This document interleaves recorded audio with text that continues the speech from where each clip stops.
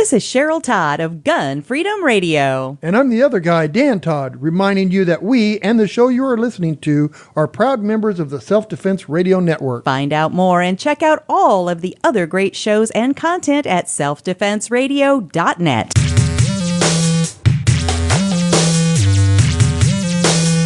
Welcome to Unload and Show Clear, the podcast about all things IDPA. And now, here's your host, living proof that without practice, there's no limit to how little you can accomplish, Lloyd Bailey. Welcome to another episode of Unload and Show Clear. All too often, gun owners and gun culture are portrayed in the worst possible ways in the media. This podcast aims to counter that narrative by shining a light on the members of gun culture who are involved in IDPA, International Defensive Pistol Association. Now, while IDPA members make up just a tiny fraction of the overall gun-owning public, I think they're a representative cross-section of that demographic, from all walks of life, rich, poor, and in between, young and old, men and women, patriotic, caring, friendly, and outgoing. And this podcast is about them. Today, you're going to meet one of these awesome people. But first, I want to thank our good friends, G4G Guns. After surviving an attempted kidnapping and having co-workers robbed at gunpoint, Patrick and Cassie Coburn decided to get a gun for protection, and that led them to teach others about the need to protect themselves and to be proficient with firearms, and that led to the creation of G4G Guns. It's an amazing store and an even more amazing website where you can shop for any gun, ammunition, accessories from the comfort of your own home and buy without any gimmicks or credit card fees. If you want the personal touch, visit their store at 175 Bear Road in Van Alstyne, Texas, or stop by and see them at a gun show near you on the weekends. They're great people. They offer great service, great prices, an amazing selection, and no hidden fees or gimmicks. Check them out at g4gguns.com. That's G, the number 4, gguns.com. G4G Guns, the galaxy for great guns. g4gguns.com. Our guest today is John Lawrence from Merrit, Texas. John, welcome to the show. Thank you, Lloyd. Glad to be here. Well, tell us a little bit about yourself. You're originally from Texas, Arlington, I understand. What do you do for a living there in Merrit? Well, I don't actually work in Merrit. I work in for the city of Dallas, and I work as a park manager. I oversee all of our golf course operations, tennis centers, all the maintenance of the golf courses. And then I oversee all of our reservation facilities, like our athletic fields. And then on top of all of that, I have about 53 partnership contracts that I manage on behalf of the city.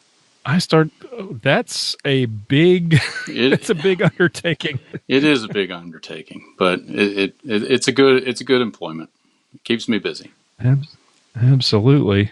And you also now run Jacobs Plain Gun Range outside of Greenville. Tell us about the range and how that came about. Well, they came about, we started running our IDPA matches out there in 2014, and the range has just gone through a succession of a series of new managers, and the last one, as of August last year, decided he was no longer interested in running the range and was going to let it close down.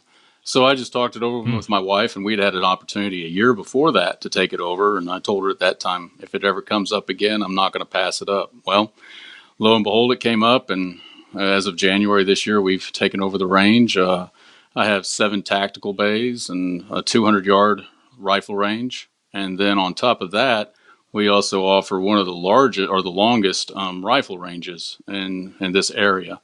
We have an 1,100-yard rifle range for precision rifle competitions and matches that everybody can come out there with their rifles and participate in those, from all the way from your ARs and your gas guns all the way up to your bolt action rifles. And we have steel every 50 yards going out to 1,100 yards. Very nice. Yes. What kind of competitions do you hold out at the range? Well, on our tactical base, our tactical pistol side, we host IDPA. We do some steel challenge matches, things of that nature. We also have a cowboy action group that comes out on the first and third Saturday of every month. And then every other month, we run the rifle matches. There's like Very the nice. precision rifle series, the PRS style matches. Right. So Okay. it's been a learning experience for me. I've never been involved in the rifle side of the shooting competitions, and so I've been learning things as I go. So where did the interest in guns come from? You grew up around them. You grew up hunting, or did you develop a love for guns later on in life? I just grew up around guns with my grandfather and my father taking me hunting, and that was it. It really nothing major until about 2006 when I first heard about IDPA and started competing in IDPA at that time. How did you hear about competitive shooting? How did you hear about IDPA? A friend of mine at work, he shot out at the Dallas Action Pistol Dabs out at Elm Fork, and went out there one night and shot in their weekly or their monthly match, and it just kind of took hold from there, and shot for about a year and a half, and then family issues and responsibilities took over, changing jobs and so forth, and I just basically laid off until 2014 when my wife and I picked it up again. Do you remember that the first match that you went out to with your friend? Oh, I don't remember much. The first match, it was horrible. Lowly novice there, and I just felt, I think it's all the new shooters and everybody who goes out for their first time. It can be kind of intimidating. Some of the same guys that were out there that night are still around to this day, and I looked at them and thought, wow, that's amazing. And now it's kind of, it's not that it's old hat or anything of that nature. You're always learning, but it's interesting how the same people, they continue with this sport, they enjoy it and they stick with it. And you just continue to bring people into the sport as you go along. And now you're actually a safety officer, and you're working a lot of matches every year. How many matches are you working each year now? Oh, we work 4 to 5 matches overall, maybe 6. It just depends on what all we have going on. With my son, who's now 15 and in high school, so that may change some things, and he has his commitments between sports and everything else he does, and so it really just depends on what we have going on. And right now, we've been fortunate, 4 to 5, maybe matches a year is what we've been working between here, Texas, Oklahoma, and Arkansas, and now we're branching out into Louisiana. Yep, it's nice that they've fired up their matches again. Yes. What division do you typically shoot in, and what is your favorite gun to compete with? Oh, I started in stock service pistol back in 2006, and then when we picked it up again in 2014, was same stock service pistol, and then I switched over to ESP, and it was shot with the XDM, the 9mm, and then we switched over to the STI, the 2011 platforms in 9mm, and I've been shooting that for about a year and a half now. I really enjoy that gun, so we've pretty much stuck with ESP. So you're an ESP family and an STI family. Yes, sir. Yep. Every single one of us has an STI. Or 2. What is it? Or 2, right? Or 2. You never have more, you shouldn't have more than, or what is it? You can't have just one, right? You cannot have just one. No. It's the Doritos line. The Doritos. So what is it about? Yeah. What is it about STI that you like? Oh, I don't Aside know. from the fact that they're made in Texas. Well, that's number one. Number 2, I just like the feel of the gun, and they're consistent, they're accurate, and they're very reliable. We've had a good run with the STIs we've purchased, both in the 1911 and the 2011 platforms. Really the feel of the gun. It handles nicely. Yeah. It performs. Yeah, when I talked to Ashton, that was sort of his reaction. It was like you get it in your hand and you just know it's point and shoot. It fits. Yeah, exactly. So, what was your first sanction match that you shot? Oh, the first sanction was the 2007 Texas State, CompTech Texas State. I think it was hosted by Collin County at that time, and it was actually out at Jacobs Plain Gun Club. And that was the first match I shot. Interesting coincidence. Yes, interesting coincidence. What do you remember about that match? Oh, I remember it being extremely muddy. It rained cats and dogs, and it was a mud bog. I remember the first stage I shot was you had to drag a dummy. I think they weighed that thing down like 60 pounds, and you had to drag it through the mud. And I remember Arnold Brown was working that stage, if I remember correctly, and that was my first time I met him, and just dragging that dummy through. That's all I remember. It was horrible. Just the mud. That stuff stuck with you for weeks. You never could get it off. And how many sanctioned matches? Well, you outside of the ones that you now work as an SO, how often do you just go for just to shoot? Oh, we probably 3 or 4 times a year, 3 or 4 matches. You're putting in probably 8 or 9 matches that you're either working or shooting. That's a pretty busy season. Yeah, and the whole family going at the same time too. Yes, it is. And I mean, it's nice that we've been fortunate with all the match directors that we've met over the years, and they've welcomed us, and they've always welcomed my son to come in and help, and that's good. And I've always offered to pay our way and pay his way, but we've been blessed with them allowing us to shoot and participate in the sport as SOs. Yeah. I remember the first time I met you guys was the 2015 Oklahoma State Championship at the USSA in Tulsa. Yes, sir. And you were working the standard stage, and your son was 12 that day. Mm-hmm. And he was so excited that he was getting to shoot his first match. And I just remember him in those humongous rain boots that you guys had, because it had rained all week leading up to the match. That year was awful. Yes. Every single match that spring rained, and it was standing like 4 or 5 inches deep out where the targets were. And so you sent him out to get the targets. Yeah, that was the best way to go about running that one. Make the young man work. That's right. Yeah, we have a theme, I think, whenever we go to a match. It seems to rain a lot before we get there, and we're dealing with the mud and the yuck.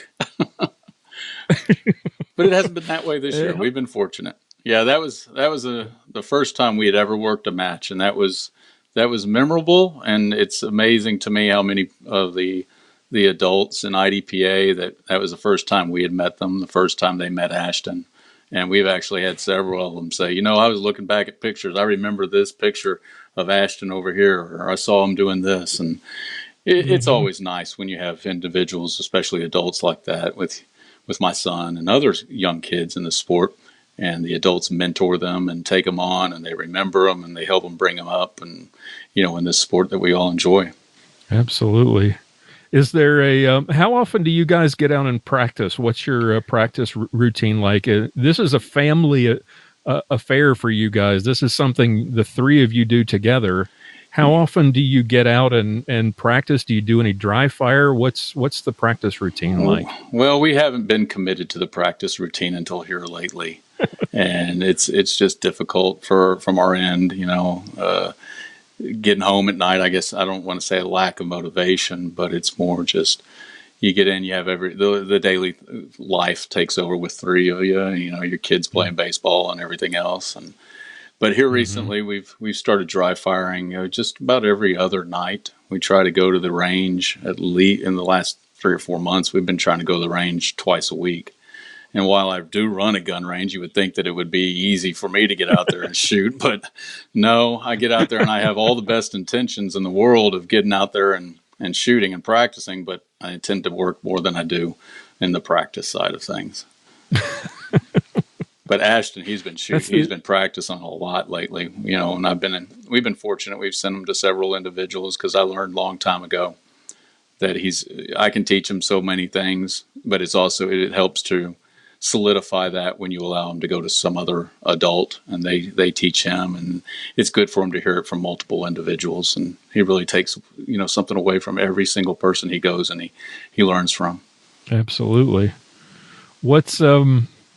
what kind of stages, what kind of, if I asked you to name a stage that you remember shooting as a competitor yourself that was just outlandish, weird, memorable, fun, like you sit back and, from looking at it as shooting it as opposed to, and looking at it with the mind of an SO, thinking, how in the world did they set this up?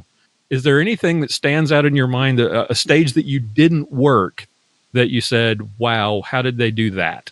Oh gosh. And that was fun. Because your son mentioned a stage where he was sitting in a pool. Yes. And yeah. And one where he was sitting on a bicycle.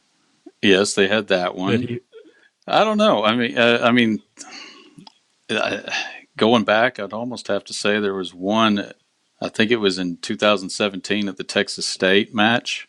And you had to, I think you had like a couple targets on the right-hand side. There was a single wall. There may have been two walls, one about 15 yards away. And I think you had to engage two targets and then a steel pepper popper. And that pepper popper activated an up-down that was like on the other side of another wall. And you had to go like 10 or 12 yards from your initial shooting position to get to the up-down. And I'm like, yep. How are you supposed to get from point A to point B in that amount of time and engage that target? And I remember everybody just beating that stage up. But once you got in there and you shot it, it was, I think Bora Angel actually designed that stage. Yeah. And that was a fun stage. I mean, just initially looking at it and going, how am I going to get here before that target goes up and down? And you just barely had enough time to make it. It was a fun stage. I remember that. That was fun. I do remember that one too, because when we went through the walkthrough, that was everybody. You could just see the looks on everybody's face. It just seemed like that up down was so fast. Yes, but it once the buzzer went off, it wasn't nearly as fast as it seemed in the walkthrough. And I think another one, if I had to throw a second one out, I think it was down in Houston at the Gulf Coast this year. You had to sit in a canoe. And you engaged, I think it was like 8 targets with 1 round each or something like that. And then they had a threat target behind 3 non-threats. And it barely formed like a triangle. So you could just barely make out the down zero. And you had to just thread the needle right between those 3 non-threats. And it was like, who came up with that torture? And then any stage where they put a pepper popper in front of a non-threat, I don't know where did that come? That is just guaranteed for me to hit the non-threat. Oh, yeah. Yep. That's where the intro to my show comes from. Well, they hit that one on the nail on the head on that one. Yeah, that's whoever thought of that. But it seems like it's in every match nowadays. Yep. So, what to you what do you like in a stage? What kind of things do you like? Lots of movers? Do you like lots of distance? Do you like things? Do you like stages where you do a lot of movement? What are your favorite kinds of stages to shoot? Oh, personally, I like the faster stages where there's movement. Going from point A to point B, position of cover to position of cover, and you're just moving and shooting maybe 2 or 3 targets, and then you're on to the next position, and it's quick. Those are the fun stages. Yep. I'm not really into the movers as far as the swingers or the bobbers and all that. They can be fun, but I just really like the stages where you're able to just sit there and shoot and run the gun as quick as you can. So, what is it after all these years? What is it that keeps you guys doing what you do? What is it that motivates you to devote the kind of time to IDPA? The effort that you and your entire family put into it. What is it that makes you passionate about the sport? What do you love about it? Well, I just enjoy the people. I enjoy getting out and shooting the matches and having fun and meeting all the people. It's like I was telling somebody a couple of months ago, even if I didn't get to shoot the match, I'd still go out and end up working it. It's enjoyable. And for me and my family to be able to participate all at, in the same match together, that is another big thing for me, because it just keeps us all going at the same thing. We all enjoy it. It's something we can all do. And even when my son grows up to be, 30, 40 years old, and I'm however old I am, we can still all go and do that. And if he once he moves away, he comes home, hey, let's go shoot a match. It's something we can always do. And if whether he's doing it with me, or he goes to shoot a match with my wife alone, or we're all three together. Those are the big things. I truly enjoy that. But sometimes when he's beating me, it's just not that enjoyable. And he's been beating me a lot lately. Yeah, he's getting really, really good. Yeah. But no, it's the people and just the time I'm able to spend with my family. John, I appreciate you taking the time. Thank you for coming on the show, and I look forward to seeing you again soon. Well, thank you for having me, Lloyd, and for having me, and thank you for everything that you do out there. All right, that's all we've got for you today. Thank you so much to our special guest for coming on the show. If you know somebody in the IDPA community who deserves some recognition, I'd love to talk to them. Send me an email at Lloyd, LLOYD, at unloadpodcast.com. Check out the show notes for today's episode and listen to past episodes at unloadpodcast.com. And if you like what you hear on the show and you'd like to support us, help keep the lights on, pay the bills, we would love your support. Visit patreon.com/unload and make a small monthly contribution to help continue what we're doing here. Tune in again next week for another edition of Unload and Show Clear.